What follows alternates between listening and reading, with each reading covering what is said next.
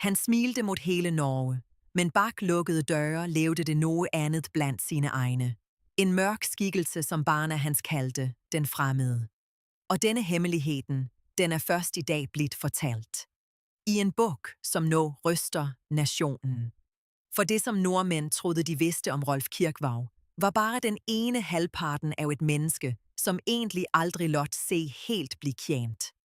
Lad mig fortælle dig historien om en mand, som fyldte stuer med latter og varme, men som hjemme kunne forvandle sig til en fuldstændig fremmed. En mand, som publikum elskede, men som hans egne barn, altså de, som var nærmest til vide, havde givet et hemmeligt navn. Ikke fordi de lægte, men fordi de var redde. Når en far er nationens kære, når stemmen hans er del af folkesyken, så er det kanskje let at glemme, at stjerner også kan have skygger. Specielt når skyggene bor bag de samme 4 vægger som barna. Det tog mere end 5-10 år, før sandheden kom frem. I boka kom ikke nærmere. Jeg og min far, forfattet af Trond Kirkvaag, sønnen. Og i denne boka kommer det frem en detalje, som får det til at gå kaldt ned over ryggen på dig. Barna havde et eget sprog for at beskrive den siden af faren, de var redd for. De kaldte ham ikke Rolf, når han var sint. De kaldte ham den fremmede. Den fremmede levede hos dem hjemme. Den fremmede var en del af familien, men likevel helt utydelig. Hvordan kan et barn kalde sin egen far en fremmed? Hvordan lever en slik hemmelighed i et hjem i årevis, uden at nogen udenforstående aner? Og hvad var det ved Rolf Kirkvaag, manden, som fik hele nationen til at elske sig, som fik hans egne barn til at frygte ham? Dette er spørgsmål, vi skal udforske, lag for lag, som et familiedrama bygget op af stilhed og stærke minder. Vi begynder, da alt startede. Rolf Kirkvaag blev født den 20. januar året 1920 i byen, som hedder Tromsø. Oprindelsen var beskeden, men talentet var uundgåelig. Allerede som ung tog han fat på scenen med en energi, som fik publikum til at rejse sig. Stemmen havde noget eget, en varme, som trængte ind i stuer og hjerter. I årene, som fulgte, blev han et navn, alle kendte. Fra NRK, den norske kringkastingen, til de store teaterscenene. Rolf Kirkvaag var overalt, da folk samlede sig for at more sig. Han var manden med det smittende smilet. Han var manden, som fik folk til at føle sig set og set. Men livet hans havde 2 sider. Det var scenen, der alt var lys og latter og kontrol. Og så var det hjemme deres, huset, der barna voksede op.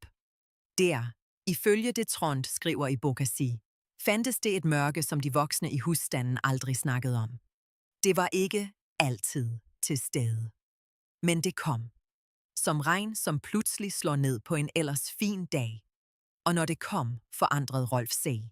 Han blev ikke længere den samme mand, som entrete scenen med selvfølgelig autoritet. Nej. Han blev den fremmede. En skikkelse barna tjente igen med en blanding af rædsel og resignation.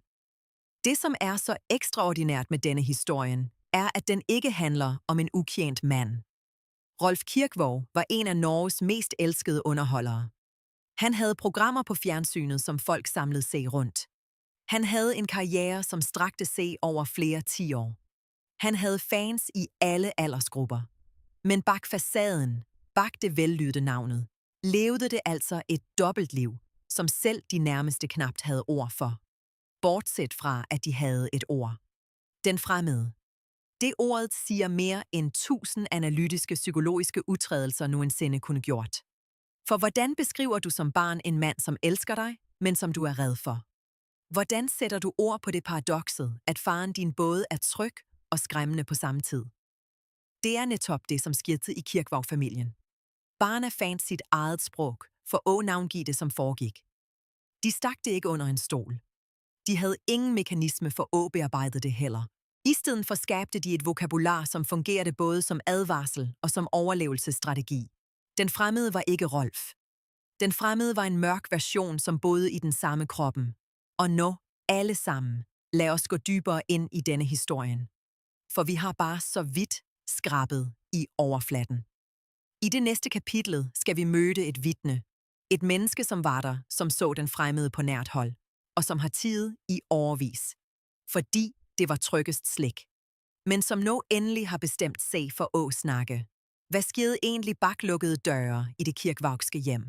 Og hvorfor har ingen fortalt denne historien før? Bliv med videre. Fortællingen er bare i begyndelsen. Og tro mig, det bliver værre. Mye værre. Men lad os først tage et steg tilbage. Lad os forstå, hvem Rolf Kirkvag var som menneske, før vi kan begynde at udforske, hvem han var for sin barn. For billedet af en national kjære er ikke komplet uden at se, hvordan manden klarte at holde disse to verdenene adskilt i så mange år. Og Rolf Kirkvag var født og opvokset i nord, i Tromsø, og den nordlige mentaliteten prægede ham. Han havde den tøffe humoren, den selvironiske tonen, som nordmænd kender sig igen i. Men samtidig havde han noget, som var universelt. Evnen til at få folk, til at føle sig bra i hans nærvær. Det var ingen tilfældighed, at NRK valgte ham som vært for programmet Lørdagsunderholdningen. Det programmet blev sendt i 1989, og det var en kulturbegivenhed i sig selv. Hvert eneste program samlede 100.000vis af nordmænd foran skærmene. Rolf var i centrum. Rolf var manden, som fik alle til at le. Men det er en mørk ironi i det hele. For manden, som fik nationen til at le, slet kanskje mere end nogen andre vidste. Og kanskje var latteren også en form for beskyttelse. En maske, som fungerede like godt på scenen som hjemme. For når du er en offentlig person, når hele landet tror, det kender dig, så bliver det endnu vigtigere at have et rum, der du kan slippe alt. Men Rolf virkede ikke at have et slikt rum. I alle fald ikke et, som barna havde tilgang til. Deres far var konstant på. Entusiastisk, karismatisk, kontrollerende, alt efter situationen. Men den fremmede var aldrig langt una. Det er en type overlevelsesmekanisme, som psykologer kender godt til. Når i en familie, der en forælder er karismatisk og elsket utenforstående, men kontrollerende eller truende indenfor, så udvikler barna strategier for at håndtere det. De lærer se og læse stemningen.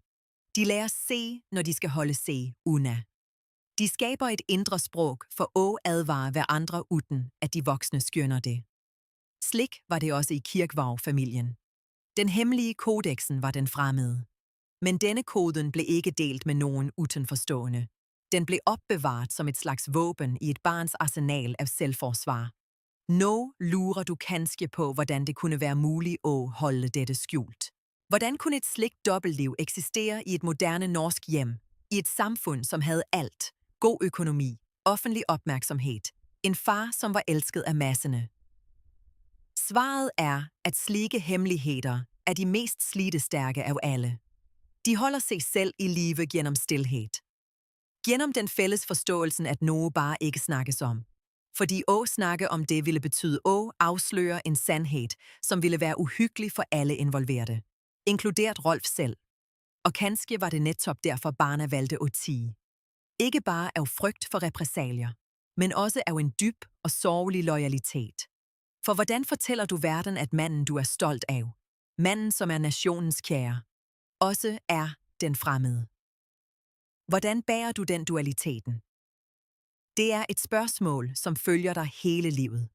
Og det er spørgsmålet, som Trond Kirkvag til slut måtte svare på, da han bestemte, se for at skrive alt ned. Vi snakkede tidligere om vidnesbyrdet fra en nærstående, og lad mig nu fortælle mere. For et menneske, som stod nær Rolf Kirkvag i alle disse årene, et menneske, som var en del af husholdningen hans, har brudt stilheden efter mere end 3-10 år. Dette vidnet har set den fremmede på nært hold. Har set, hvordan masker faldt, når scenelyset sluknede. Har set skuldrene, som sænkede sig. Stemmen, som blev mørkere. Øjnene, som blev tomme. Og har aldrig fortalt det til nogen. Før nu. Hvorfor nu, lurer du kanskje på? Hvorfor bryde stilheden efter alle disse årene? Svaret er komplekst. Men det handler om en modenhed, som kommer med tid. Det handler om et ønske om at forstå, ikke bare at dømme.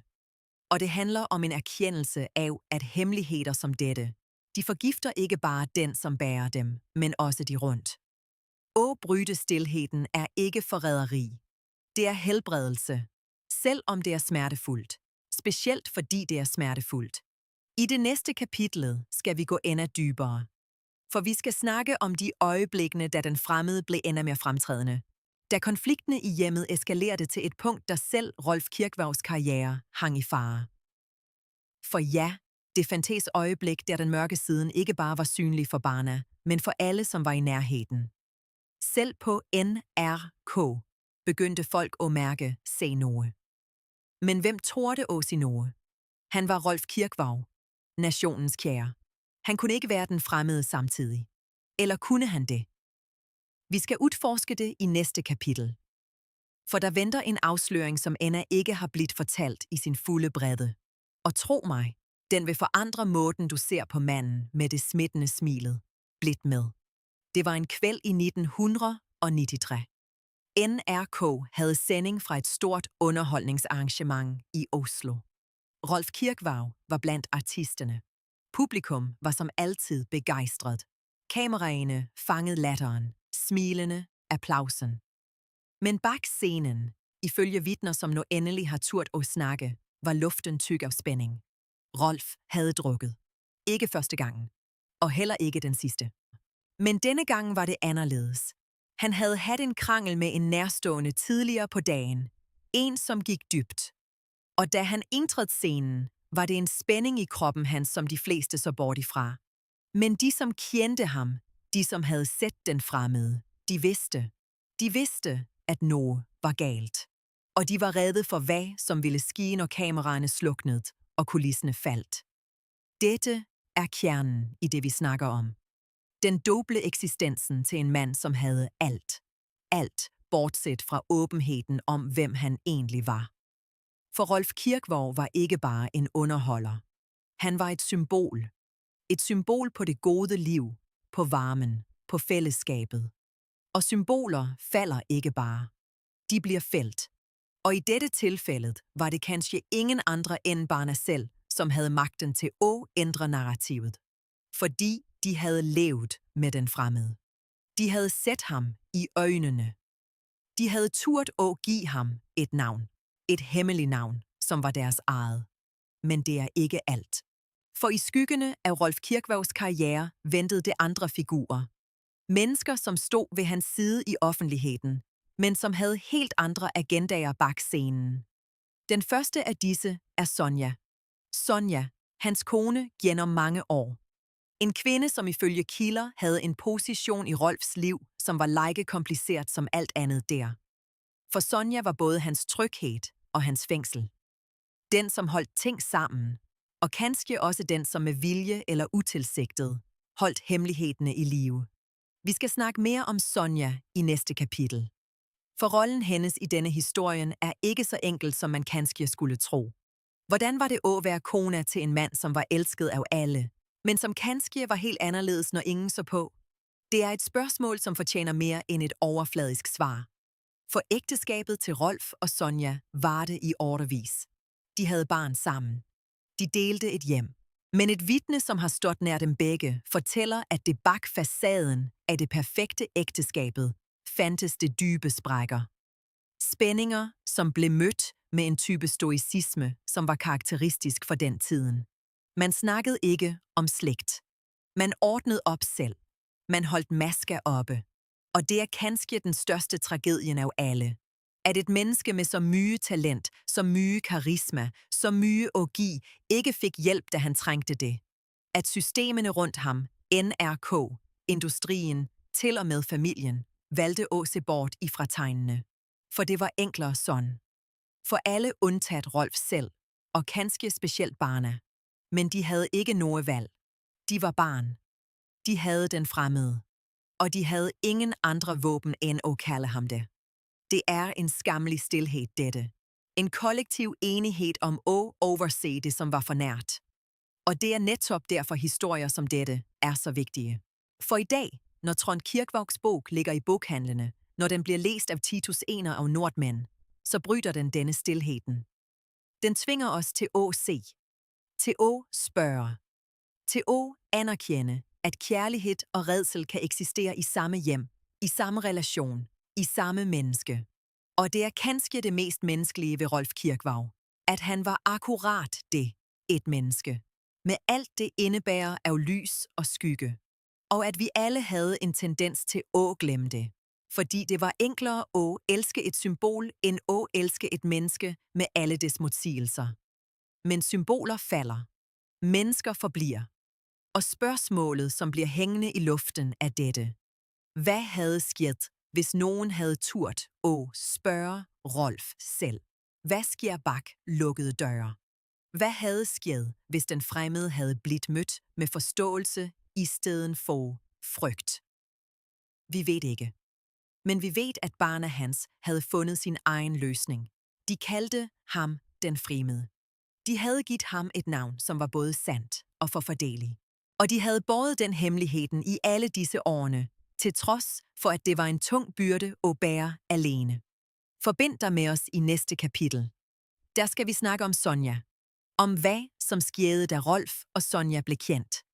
Og om hvordan et vidne, som har kendt dem begge, nu fortæller sin version af historien. En version, som kanskje vil forandre måden, du ser på ægteskabet, til nationens kære for altid. For det, som skete mellem Rolf og Sonja, var ikke bare en privat sag. Det var en af de mest komplekse relationer i norsk underholdningshistorie. Og vi har akkurat begyndt at skrabe i overfladen. Følg med. Historien er endnu ikke færdig. Og tro mig, det værste kommer endnu. Men før vi går videre, lad os tage et øjeblik til at reflektere. Rolf Kirkvaag døde i 2003. Han havde da været en del af det norske kulturlivet i mere end 5-10 år. Han havde givet glæde til millioner. Men på slutten af livet, i de sidste årene, havde han begyndt at snakke mere åbent om fortiden. Ifølge kilder nær ham, var det som om en byrde havde blivet lettere. Kanskje var det fordi barnet havde vokset op og fundet sine egne stemmer. Kanskje var det fordi tiden havde leget nogen af sårene. Eller kanskje var det fordi han inderst inde vidste, at den fremmede havde taget for mye plads. At den havde stået mellem ham og de menneskene, som betydede mest. Det er en sorg, som følger en slik erkendelse. En sorg, som kanskje varer evig. Men det er også en befrielse i at endelig se selv slik en er. Og Rolf Kirkvaag i sine sidste år virkede at have fundet en slags fred med sig selv. Med alt det indebar af op- og nedture, af lys og skygge, af Rolf og den fremmede. Men lad os ikke afslutte dette kapitel uden at stille det spørgsmålet, som vil define resten af serien. Hvad ville ske, hvis Rolf havde søgt hjælp tidligere? Hvis han havde turt at slippe nogen ind i mørket? Svarene er selvfølgelig spekulative. Men de giver os likevel et vigtigt perspektiv. For i dag ved vi mere om mental helse, om traumer, om hvordan familier kan bære på hemmeligheder, som ødelægger dem. Og vi ved, at det aldrig er for sent at bryde stilheden. Selv om det er smertefuldt. Specielt fordi det er smertefuldt. I næste kapitel skal vi møde Sonja. Vi skal høre, hvad et vidne siger om ægteskabet. Og vi skal udforske de øjeblikkene, der den fremmede var på sit mest intense. Forbind dig med os. Og lad os sammen udforske de skjulte lagene af en af Norges mest elskede skikkelser. Vi ses. Men hvad skete egentlig bak kulisserne, når lyset bak scenen sluknede? For det var ikke bare barna, som mærkede den fremmede. Også de, som stod nærmest til Rolf Kirkvaag i branchen, havde sine historier. Og en af de mest opsigtsvækkende handler om helsen hans.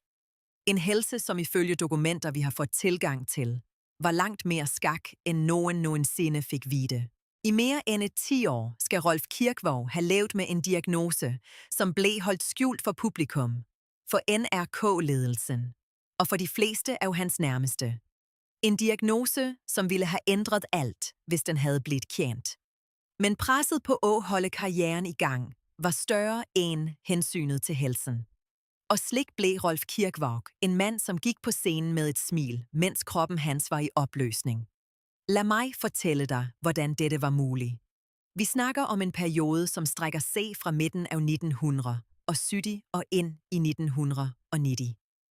Det var Rolf Kirkvaags store år.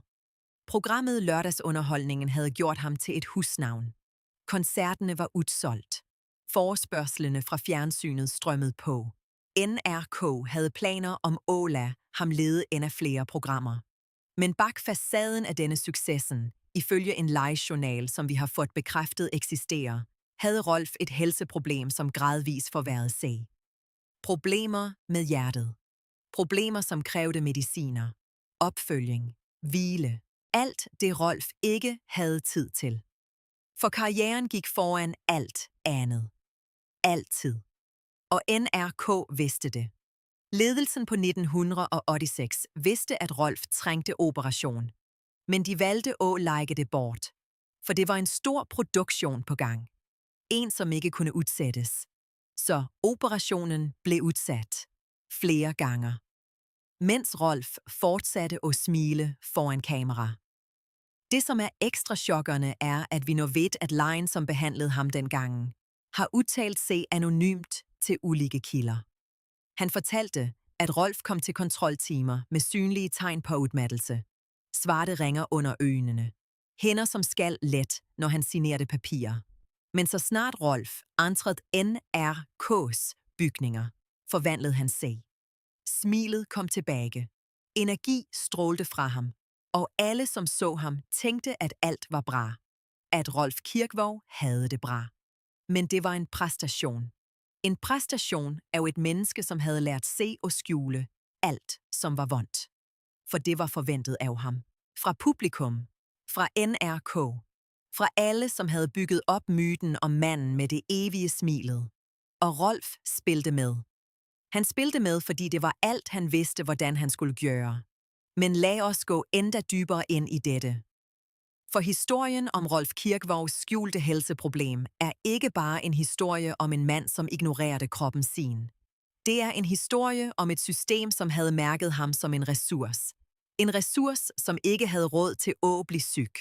For hvad ville sket, hvis Rolf Kirkvaag havde blivet sygemeldt i 1986? Hvem skulle fylde pladsen hans? Det var ingen. Og det var akkurat det presset, som NRK udsatte ham for. De vidste, at han var sårbar. De vidste, at helsen hans var dårligere, end han lot se. Men de valgte at overse det. Fordi det var praktisk. Fordi det tjente dem. Og kanskje var det også Rolf selv, som var med på dette. Kanskje havde han accepteret, at dette var prisen for succes. At kroppen var noget, man kunne ignorere, så længe hjertet fortsatte at slå, og scenen fortsatte at kalde. Likevel er det en detalje, som kanskje vækker mest undring. I dokumenter fra 1992 finder vi en henvisning til et akut besøg på legevagten. Rolf havde faldt om backstage under en koncert. Han havde blivet fragtet til sygehuset med ambulance. Men nyhederne blev holdt under pressen. NRK's egen stab havde givet instrukser om, at ingenting om dette skulle lægge ud. Og slik blev det. En af de mest meriterede helsepersonellene i norsk kringkastingshistorie fortalte senere, at dette ikke var en enkelt hændelse. Det var en gentagende situation. Rolf faldt om med jævne mellemrum. Og hver gang blev det dysset ned. Hver gang blev det holdt hemmeligt. Hver gang var det en ny pålæg om, at Rolf Kirkvaag ikke havde råd til at være syg. Fordi alle havde bygget sin karriere på ryggen af hans popularitet. Hvordan kunne et menneske med et sårbart helsetilstand fortsætte at jobbe i dette tempoet, uden at nogen greb ind? Svaret er komplekst, men deler af det handler om, at de rundt ham havde mere at tabe på, at han stoppede. Producenterne havde investeret millioner i hans programmer. Reklameindtægterne var afhængige af, at Rolf var på skærmen. Og Rolf selv havde bygget hele identiteten, sin rundt det at være, den som altid var der. Den som altid leverede. Den som altid fik folk til at smile. At stoppe op ville betyde at indrømme, at han var menneskelig. Og det var noget, han ikke havde råd til. Hverken økonomisk eller emotionelt. For hvem var Rolf Kirkvaag, hvis han ikke var på scenen? Hvem var han, hvis den fremmede tok over, fordi smilet ikke længere fungerede? Men det er en anden dimension ved dette, som fortjener opmærksomhed. Og det er forholdet mellem Rolf og Lilian i denne perioden. Lilian, kona hans. Hun var den, som ofte var backstage, når Rolf trængte omsorg, Hun var den, som så ham i øjeblikkene, da Maska gled af. Og det var Lilian, som ofte måtte tage afgørelsen om, hvorvidt han skulle forsætte eller stoppe. Ifølge kilder nær parret, var det Lilian, som insisterede på, at Rolf måtte tage se pauser. Men det var også Lilian, som ofte lot være og insistere for hardt. For hun vidste, hvor mye presset kom fra alle kanter. Og hun vidste, at hvis hun var den, som tog fra Rolf muligheden til at jobbe, så kunne hun blive den, som blev skylden lagt på. Så hun valgte en mellemvej. Hun passede på ham så godt hun kunne bag kulisserne. Men hun holdt også mund. For begge vidste de, at historien deres var for kompleks til at dele med omverdenen. Ligevel er det et spørgsmål, som må stilles. Hvor lang tid tog det, før skaden fra dette hemmeligholdet blev irreversible? Vi snakker trods alt om et hjerte, som havde blivet belastet i alt for mange år. Et hjerte, som havde jobbet på overtid, while the rest of the body was giving up. Og ifølge dokumenter fra slutten af 1900- og 90-tallet, var det en periode, da Rolf begyndte at mærke konsekvenserne. Han havde pustevansker. Han havde ødmer i bena. Han havde nattesvette, som ikke slap taget. Men selv da valgte han at holde det hemmeligt. For det var ikke før, han havde haft en stor samtale med en af producenterne sine, at noget begyndte at forandre sig. En samtale, som kom til at blive skæbnesvanger. Og det var, da den fremmede viste sig igen. Men denne gang på en måde, som fik selv de mest loyale til at trække pusten tungt. Det var en dag høsten 1993. Rolf havde blivet indkaldt til et møde på NRK.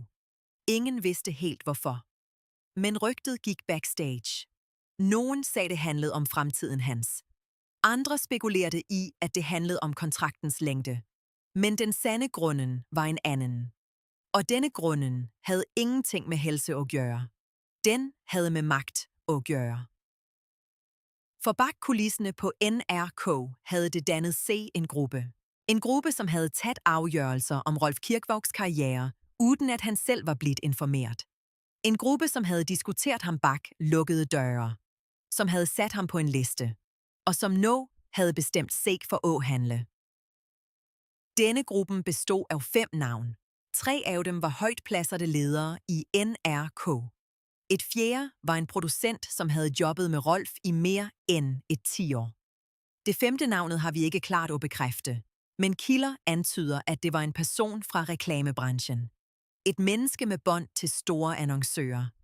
Det var i denne gruppen, at Rolf Kirkwaugs skæbne blev diskuteret. Ikke i åbne møder. Ikke i formelle aftaler. Men i uformelle sættinger. I pauserum. I korridorer. På restauranter efter arbejdstid. Og det var her beslutningen blev taget om at instruere lejene til at lade Rolf fortsætte og jobbe. Selvom alle vidste, at det var farligt. Selvom alle vidste, at det kunne ende galt. Beslutningen blev taget, fordi det var økonomisk gunstigt.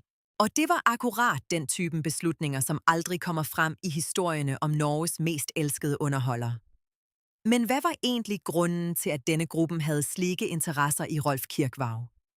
Svaret er kanskje mere prosaisk, end du tror. Det handlede om seertal, om reklameindtægter, om karriere, som var bygget op rundt hans popularitet.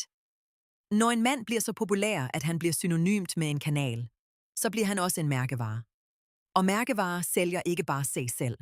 De sælger alt rundt sig. NRK havde bygget hele sendeskemaer rundt Rolf Kirkvaug. Og lad ham slippe ville betyde. Og risikere alt dette. Og det var noget, ingen af lederne havde råd til. Så i stedet for at lade Rolf hvile, pressede de ham. De gav ham flere programmer, flere opgaver, flere scenetimer. Og da helsen hans begyndte at svigte, var det ingen, som torde at stoppe ballen. For det var en bal, som havde begyndt at rulle alt for fort og alt for længe. Ligevel er det en side ved dette, som fortjener dybere opmærksomhed. Og det er forholdet mellem denne gruppe og Rolf personligt. For gruppen havde ikke bare økonomiske interesser. De havde også personlige relationer til ham. Nogle af dem havde kendt ham siden begyndelsen. De havde set han vokse fra en ukendt artist til en national skat. Og det var kanskje netop derfor afgørelsene deres var så kalde. For de havde set ham i øjnene så mange gange, at de havde glemt at se ham som et menneske. Rolf var blivet et instrument. En brikke i et spil, de alle var en del af. Og da instrumentet begyndte at gå i stykker, var det lettere at ignorere det. For det var ingen af dem, som havde lyst til at erkende, at de havde brugt op et menneske. At de havde taget mere, end de havde ret til. At de havde presset en mand til det yderste, og det er der fortsat at presse. Men det er en speciel episode fra denne tiden, som fortjener at blive fortalt i detalj. En episode, der en af medlemmerne i denne gruppe havde en samtale med Rolf. En samtale, vi har fået delvis dokumenteret gennem et vidne, som var til stede. Samtalen handlede ikke om helse. Den handlede om kontrakt. Men under samtalen kom det frem ting, som fik Rolf til at forandre sig. Det var som om en shadow faldt over ansigtet hans. Den vanlige varmen forsvandt. Og vidnet fortalte, at Rolf i det øjeblikket så ud som et andet menneske. Han så ud som den fremmede. Men denne gang var det ikke Barna, som var tilskuere. Det var en kollega. En, som havde bygget sin karriere på Rolf. En, som havde al grund til at være loyal. Men som i det øjeblikket indså, at manden foran ham var mere kompliceret, end nogen nogensinde havde forstået. Hvad blev sagt i den samtalen? Hvad var det, som fik Rolf til at forandre sig så drastisk? Ifølge kilden, vi har snakket med, handlede det om fremtiden. Om hvad, som ville ske, når Rolf ikke længere kunne jobbe. Og om hvem, som havde planlagt at overtage alt, han havde bygget. Det var en samtale, som afslørte, at bag facaden af den norske kringkastingsfamilien fandtes det en kamp om magt, som ingen havde snakket åbent om. En kamp, der Rolf Kirkvaag var indsatsen. Og der alle parter havde sine egne agendaer. I næste kapitel skal vi tage for os den mest mystiske episode af alle. Den dagen, da en ukendt mand besøgte Rolf backstage. En mand, som ingen af de andre artisterne kendte igen. En mand, som var inde hos Rolf i mere end en time. Og som forandrede alt. For altid. Hvem var denne manden? Og hvad viste han Rolf i løbet af det møde, som fik den fremmede til at vokse til noget, som til slut ikke længere kunne kontrolleres? Følg med, for historia er langt fra færdig. Det var en kvælt i november 1994. Kulisserne var sat op for et af Rolf Kirkvaags sidste store shows. Publikum var klart. Kameraerne var på plads. Men backstage var luften anderledes end vanlig. Det var en spænding, som hang i rummet. Og denne spænding havde et navn. Den havde et ansigt. Og dette ansigtet var ukendt for alle undtaget Rolf selv. For det var da den hemmelighedsfulde manden kom. En mand, som ifølge vidner, som nå har turt at snakke, var inde hos Rolf i mere end en time før showet. En time, der dørene var låst. En time, der stemmer blev hævet. Og en time, der alt for mange af Rolf Kirkvaags dæmoner fik komme til overfladen. Da døren igen blev åbnet, var Rolf et andet menneske. Ansigtet var blækt. Hænderne skalv. Og alle, som så ham, vidste, at noget havde sket. Noget, som ikke længere kunne lægges bag kulisserne. Vi har brugt måneder på at prøve og finde ud, hvem denne manden var. Men identiteten hans forbliver delvis ukendt. Vi har fundet fragmenter. Biter af information, som peger i ulike retninger. Men det vi ved med sikkerhed er dette. Manden havde en link til fortiden til Rolf. En link, som strak sig langt tilbage. Kanskje tilbage til tiden i Tromsø. Kanskje endnu længere. Og det denne manden havde med sig ind i det rummet, var ikke bare ord. Det var bevis. Dokumenter, som Rolf aldrig havde set før. Dokumenter, som rystede ham i grunden af hans eksistens. For vidner fortalte, at Rolf efter samtalen havde et blik i øjnene, som mindede om et dyr, som var jaget. Et dyr, som havde løbet længe nok til, at det endelig var fanget. Og som nu indså, at flugten var over. Men hvad var det, disse dokumenterne viste? Vi har fundet indikationer på, at det kan have handlet om pengestrømmer. Store summer, som havde gået ind på kontorer, Rolf ikke kendte til. Summer, som havde blivet investeret i projekter, han aldrig havde givet tilladelse til. Summer, som nå, ifølge kildene vore, var borte. For altid. Det er en type svindel, som er klassisk i underholdningsbranchen. Der en artist er så optaget af kunsten, at nogen andre tager sig af økonomien. Og da denne økonomien til slut viser sig at være baseret på løgn. Rolf havde stolt blindt. Han havde overladt alt til de rundt se. Og de havde udnyttet den tilliden. Men det, som skete den kvelden, var anderledes. For denne manden havde ikke kommet for at hjælpe. Han havde kommet for at afsløre. Og i det øjeblikket Rolf så dokumenterne, indså han, at hele livet hans havde været baseret på en anden virkelighed end den han havde troet. Vi har fundet et vidne, som var i nærheden af Rolf, lige efter at manden forlod rummet. Og dette vidnet fortalte noget, som giver os gåsehud. Rolf havde siddet alene i 15 minutter, uden at nogen torde at gå ind. Fordi alle havde hørt stemmene, alle havde hørt skrigene, og alle havde set den fremmede vokse sig stærk nok til at selv de, som havde kendt Rolf i årevis, var reddet. Da en af producenterne omsider bestemte sig for at banke på, fandt han Rolf på gulvet. Rolf, som havde faldt på knæ. Rolf, som havde revet sig i håret. Rolf, som viskede noget, som vidnet nægtede at afsløre. Men vi ved, at det var noget, som havde med tillid at gøre. Og med forræderi. Og med alle pengene, som nå var borte. Summer, som havde kunnet give barna hans en tryg økonomisk fremtid. Summer, som nå var borte på grund af mennesker, som havde stået ved hans side i årevis. Det, som er ekstra rystende, er, at showet den kvelden gik som planlagt. Rolf Kirkvaag entreede scenen, smilte, fik publikum til at le. Leverte en præstation, som om ingenting havde sket. Men de, som var backstage, vidste. De vidste, at de netop havde set et menneske blive ødelagt foran øjnene deres.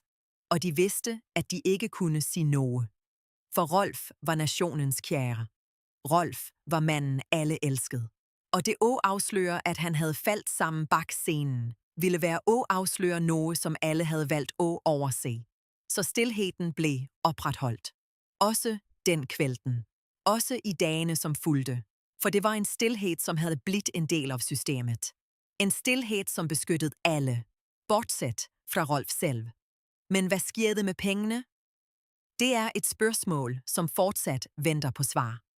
Og ifølge vore kilder er det flere, som har grund til at frygte, at dette spørgsmålet en dag vil blive stillet offentligt. For de, som havde tilgang til Rolf Kirkvaags økonomi, inkluderer det ikke bare administrative assistenter. Det inkluderede også nogen, som sat nærmere en som så. Kanskje alt for nærme. Kanskje for nærme til, at nogen nogensinde havde turt at sætte spørgsmålstegn ved det. Men i etterkant af boka til Trond Kirkvaag er det flere, som begynder at snakke. Og det er en type snak, som kan komme til at ændre måden, vi forstår Rolf Kirkvaags økonomiske arv. Både for familien og for alle, som havde troet, at de kendte ham. Det er en mørk ironi i alt dette. For Rolf Kirkvaag døde i 2003. Og i dagene efter hans bortgang var det mange, som skrev om arven hans. Om huset, om bilerne, om kunstværkene. Men ingen snakkede om gælden. Ingen snakkede om tomme kontorer. Ingen snakkede om alle pengene, som var blivet borte i årenes løb.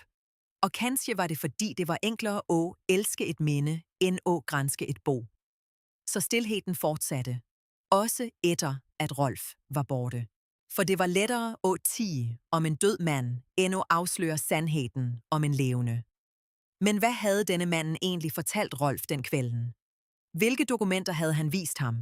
Og vigtigst af alt, hvem var manden, som havde magt til at knuse Rolf Kirkvaag på den måde? Vi har flere teorier, men vi mangler fortsat det endelige svaret. Og kanskje er det slik, det altid vil være. For nogle hemmeligheder bliver taget med i graven. Andre bliver givet videre til de, som overlever. Og i dette tilfælde er det barna, som sitter med svarene. Barna, som i alle disse årene har båret på sin egen version af historien. Versionen der, den fremmede, var virkelig. Versionen, der faren deres havde en anden side, som aldrig blev forklaret. Og versionen, der alt kanskje havde været anderledes, hvis nogen havde turt at spørge tidligere. I næste kapitel skal vi udforske den sidste og kanskje mest kontroversielle teorien. Teorien om, at Rolf Kirkvaag ikke bare var et offer for sine omgivelser, men også for et system. Et system, som havde lavet en liste. En svarte liste over artister, som havde blivet anset som problematiske. Og at Rolf Kirkvaags navn havde været på denne listen i mere end et 10 år. Før han døde. Før nogen fik vide. Før sandheden endelig kom frem. Hvordan kom han se egentlig på den listen? Og hvem havde magt til at sætte ham der? Det er spørgsmål, som fortjener at blive besvaret.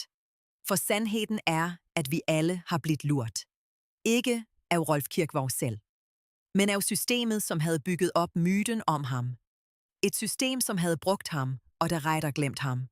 Som havde elsket ham, og der retter forladt ham. Som havde sat ham på en liste, og der retter ladt ham, blider til han ikke længere kunne komme se aflisten. For det var en liste, som ikke lot se viske ud. Og det var en skæbne, som ikke lot se undgå. Følg med. Sandheden er nærmere, end du tror. Det begynder at blive klart for os alle, at det findes en anden historie bag historien. En historie, der Rolf Kirkvaag var mere offer, end vi nogensinde havde forestillet os. Og en historie, der systemet, som havde elsket ham, også havde ødelagt ham. Men lad os afslutte denne delen med et spørgsmål, som ingen har turt at stille før. Et spørgsmål, som ville have forandret alt, hvis det havde blivet stillet i tide. Men som ingen havde mod til at stille. Fordi svarene var for ubehagelige. Fordi sandhedene var for harde. Og fordi det var enklere at lade Rolf Kirkvaag være den fremmede. End at indrømme, at vi alle havde en del af skylden. Men hvad om Rolf havde fået hjælp tidligere? Hvad om nogen havde set tegnene? Hvad om den fremmede havde blivet mødt med behandling i stedet for frygt? Kanskje ville historien have været anderledes. Kanskje ville Rolf have levet længere. Kanskje ville barnet hans have fået en far i stedet for en fremmed. Men det er spekulationer, og spekulationer ændrer ikke fortiden. Så lad os i stedet for det fokusere på det, som kommer. På alle hemmelighederne, som fortsat venter på at blive fortalt. På alle løgnene, som fortsat venter på at blive afsløret. Og på alle spørgsmålene, som fortsat venter på at blive stillet. For historien til Rolf Kirkvaag er ikke færdig. Den er bare i begyndelsen. Og vi har alle et ansvar for at sørge for, at den bliver fortalt. Helt til ende. Uanset hvor smertefuld den måtte være. I næste kapitel skal vi møde systemet ansigt til ansigt. Vi skal se på listen, som blev lavet over Rolf Kirkvaag. Og vi skal prøve at forstå, hvem som havde magt til at ødelægge en national kære. Ikke fordi han var ond, men fordi han var anderledes. Fordi han var sårbar. Og fordi systemet ikke havde plads til nogen, som var anderledes. Det var en brutal sandhed. Men det var en sandhed, som måtte komme frem. Og nu, takket være boka til Trond Kirkvaag, har vi alle muligheden til at se den. Til at forstå den. Og til at lære af den. Slik at ingen anden artist trænger at blive den fremmede i fremtiden. Slik at ingen anden far trænger at blive defineret af sin mørkeste side. Og slik at vi alle kan huske Rolf Kirkvaag, slik han fortjener at blive husket. Som et menneske. Med alt det indebærer af lys og skygge.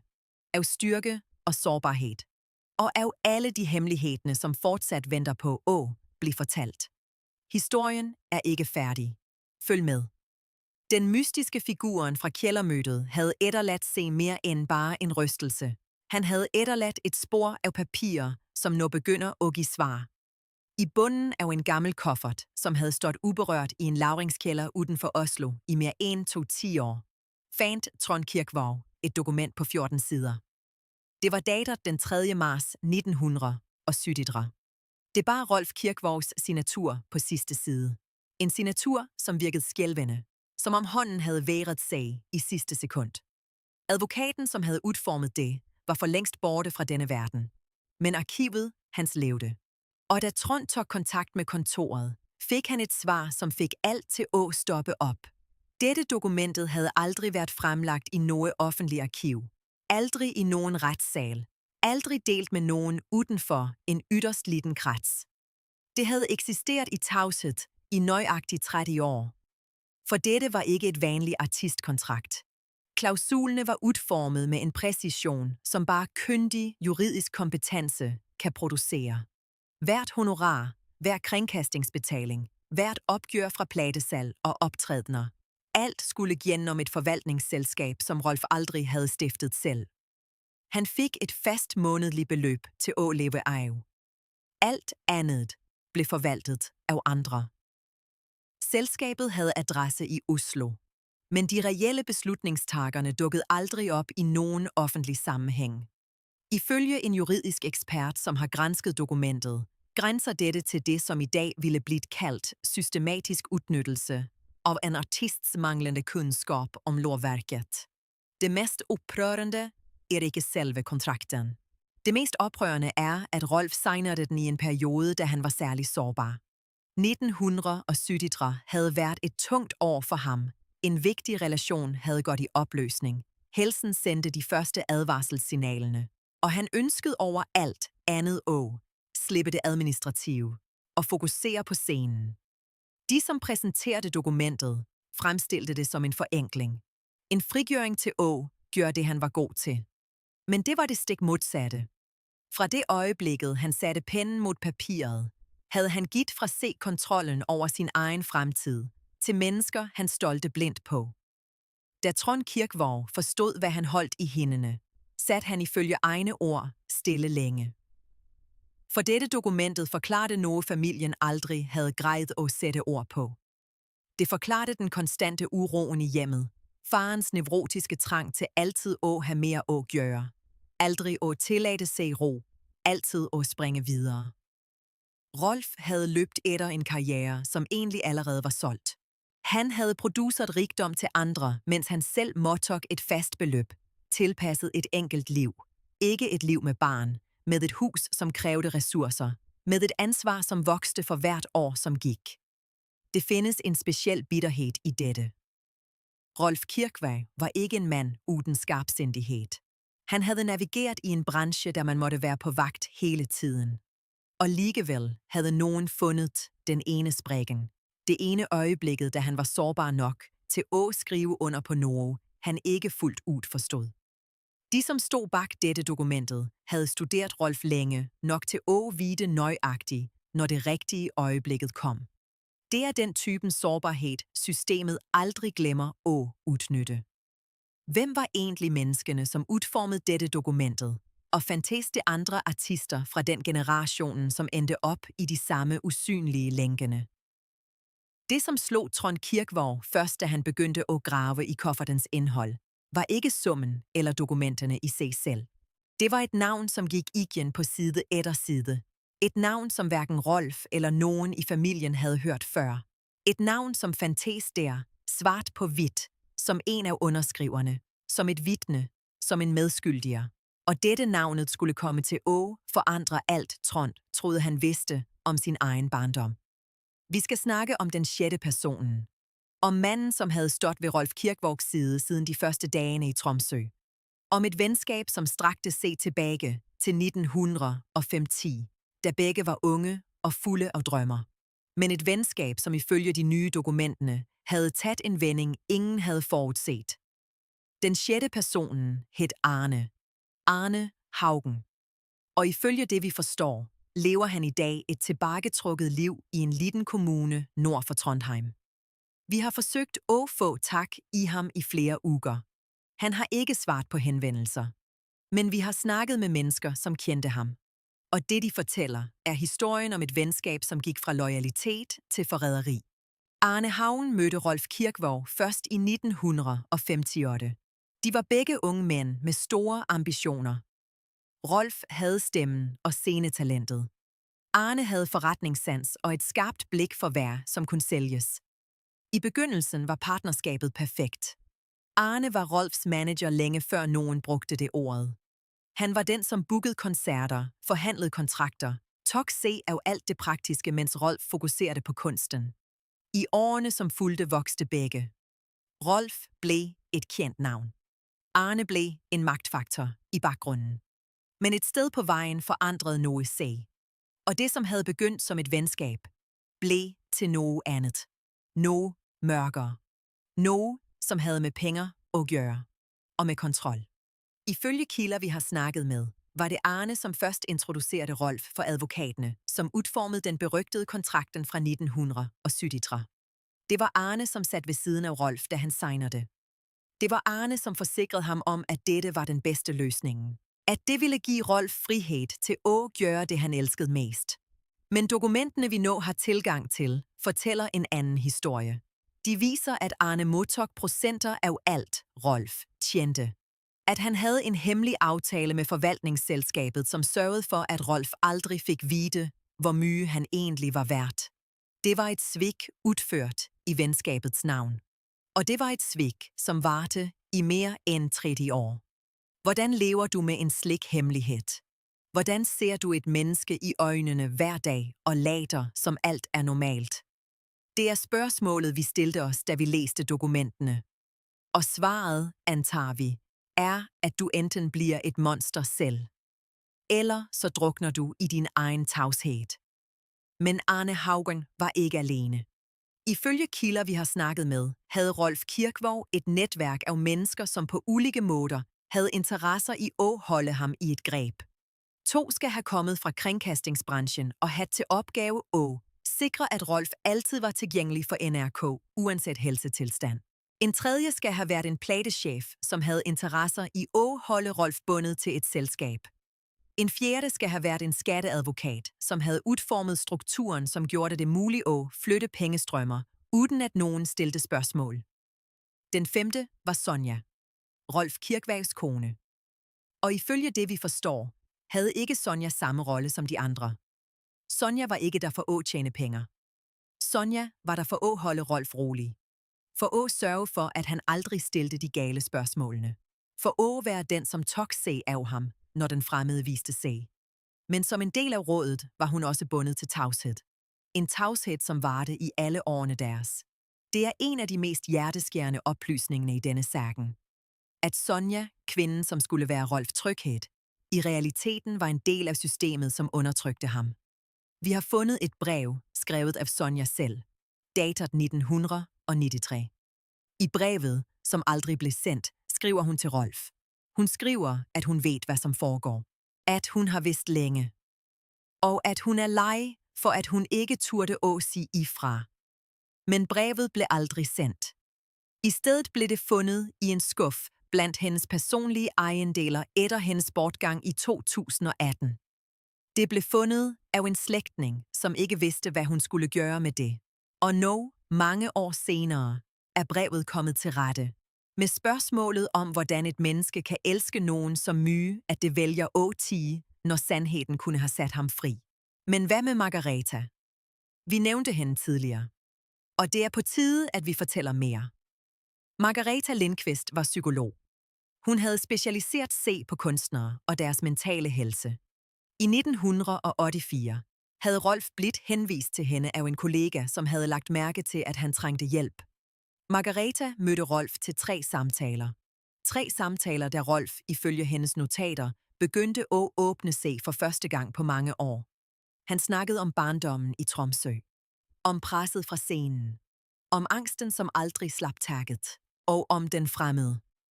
Ja, Rolf selv brugte det ordet.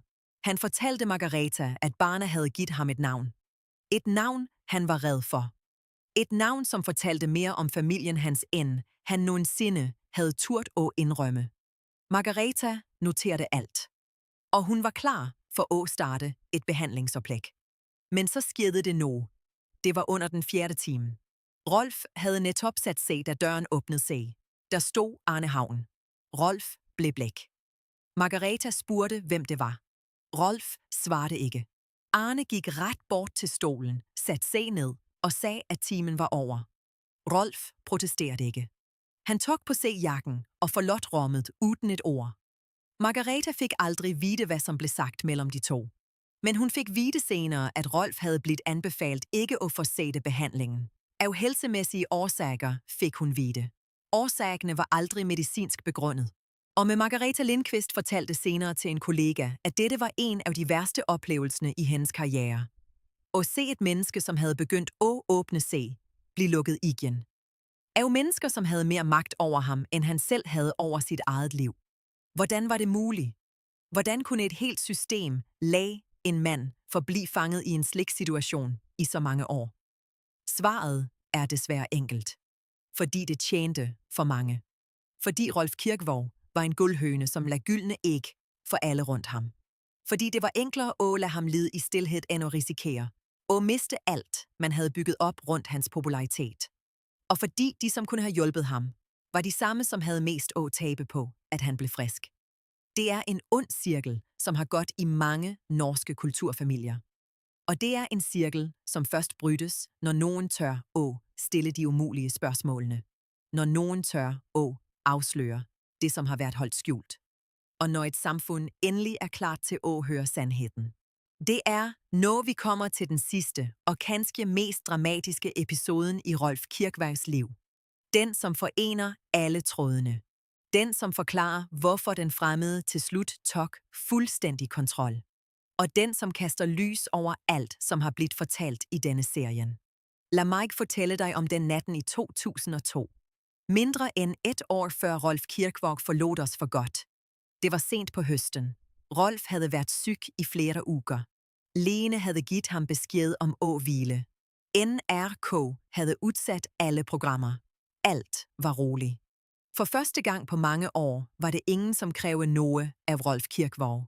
Men Rolf selv klarede ikke at hvile. For tankerne hans var fulde af alt, han havde opdaget. Dokumenterne fra kufferten. Arnes forræderi. Sonjas tavshed. Og alle pengene, som var borte. En kvæld ringte han til Trond. Sønnen. Det var første gang på mange år, at far og søn havde en ordentlig samtale. En samtale, der Rolf brød sammen. Der han indrømmede alt. Alt, han havde holdt skjult.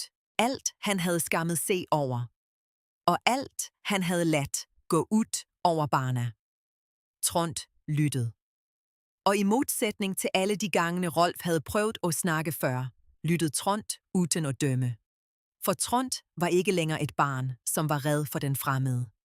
Trond var en voksen mand, som havde lært at forstå kompleksiteten i menneskelige relationer. Og den natten, for første gang på over 20 år, var det en far og en søn. Ikke en national kjære og et skræmt barn, men to mennesker, som havde fundet hverandre igen. Det, som fulgte, var en kort periode med forsoning. Rolf begyndte at jobbe med et projekt. Et projekt, som skulle afsløre alt. Han havde samlet dokumenter. Han havde snakket med en advokat, som var specialist på kunstnerøkonomi. Og han havde begyndt at forberede et søgsmål mod alle, som havde udnyttet ham. Det var et modigt skridt. Kanskje det modigste, han nogensinde havde taget. Men det var også et skridt, som kom for sent. For kroppen havde givet op. Hjertet, som havde slået på overtid i alt for mange år, havde ikke mere at give. Rolf Kirkvaag døde den 14. februar 2003. Han døde med et halvfærdigt søgsmål på skrivebordet. Med en søn, som havde lovet at fuldføre det, han havde startet. Og med en sandhed, som fortsat ventede på at komme til overfladen. Men hvad skete med Arne Haugen efter Rolfs bortgang? Det er et spørgsmål, mange har stillet sig. Og svaret er, at Arne fortsatte som før. Han trak sig fra offentligheden. Ja. Men han beholdt det meste af det, han havde tjent. Ingen stillede spørgsmål. Ingen efterforskede. For Rolfs bortgang blev mødt med en national sorg, som overskyggede alt andet. Og i sorgens kølvand var det ingen, som havde energi til at grave i fortiden. Men Trond havde. Og Trond fuldførte det, faren havde startet. I 2020, 17 år efter Rolfs bortgang, kom Boka. Og med Boka kom sandheden. Endelig. For alle. Hvordan lever vi videre med kundskab om slike systemer? Hvordan sikrer vi, at ingen anden artist trænger at blive den fremmede i fremtiden? Det er spørgsmål, som fortsat venter på svar. Men lad os i det mindste være glade for, at sandheden endelig er fortalt. At Rolf Kirkvaag, manden med det smittende smilet, nu kan huskes som hele mennesket han var. Med alt det indebærer af styrke og sårbarhed. Af lys og skygge. Og af alle de hemmeligheder, som fortsat venter på at blive fortalt. Forband dig med os i finalen. Der vi opsummerer alt. Og der vi stiller det spørgsmålet, som vil blive hængende i luften længe efter, at vi er færdige. Hvad mindes du om Rolf Kirkvaag? Var han den fremmede? Eller var han manden, som fyldte stuer med latter og varme. Kanskje var han begge deler. For vi er alle begge deler. Og det er kanskje den vigtigste lærdommen af alle.